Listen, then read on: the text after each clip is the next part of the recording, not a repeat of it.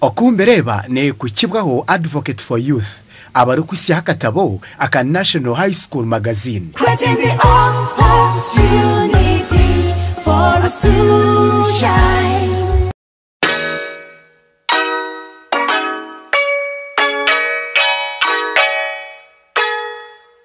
Advocate for Youth Uganda. This is a non-government organization in conjunction with the Ministry of Education and Sports. A organization nekora magazine. School is it schools magazine? No, magazine emwe ya secondary school zona omu Uganda. So nabaza kuba team egineza kuba ne moving around mashomero gona, so ed teachers, school councils cooperating na team eji ishomero ya worteyo byone byo kwenda kandika yo handike yo, it is free of charge. Stories, fun, whatever you want. Bakora magazine shato omwaka, first term, second term and third term. Areche nchiwa kweta okusima. Nchiwa kweta okusima. Mama wanje aise myaka 9 nyenda kusima. Kinguza kusima nyono mama wanje. Mama wa Rwankunioni. Rwankunioni we mean yainenye na itakwenda kusima. Rwankunioni amuritanke cyo kurebera. Hati impancha Rwankunioni oyije mushange a TV West twinaho meeting yachi yo kusima kwa mama.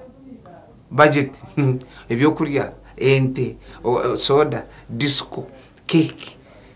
Now okusima no nababna yetangu bansimire abampereze bintu so ninja Uganda ekintu tukitereze tureke kurwaza abantu business zona zikati kandabe niyenda kusima waba nenda kusima organizing na that family after all kusima macro private kanimwe ni mama kwacyo mukusimira umuntu akuza kusima okutwa if you are not ready noreba ngutoine sente zukumara iwe simo mukanisa okomemo okusima chukuma insambaga tureke kujwanze ibintu bibiri nitusima muza church musimba majarutari muza mukerezia mutware byo kusimisa mukwatenta amazanyu mutwaro muzigiti okonko kusima then ukora ndabantu aba kusimira kubatwaro muka utabatuisa beti abukoryo no sima oshemerirwe you are happy oryo no sima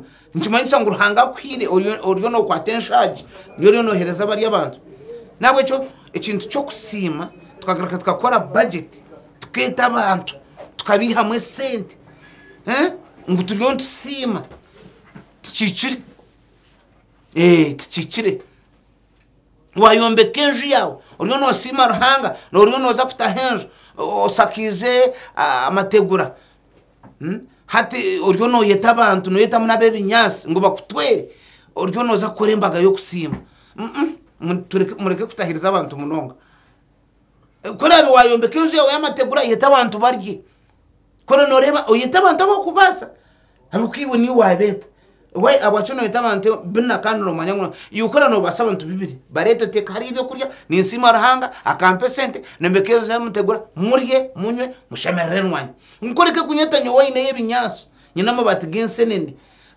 ngundundane sente nperezio wamategura mutusasire ni mucarenga enewe ndakabita mfeeling nokwe nkubereba iwe no berebo Okumbereba ne kukibwaho Advocate for Youth abari kwisiha katabo aka National High School Magazine. Creating the opportunity for us to shine.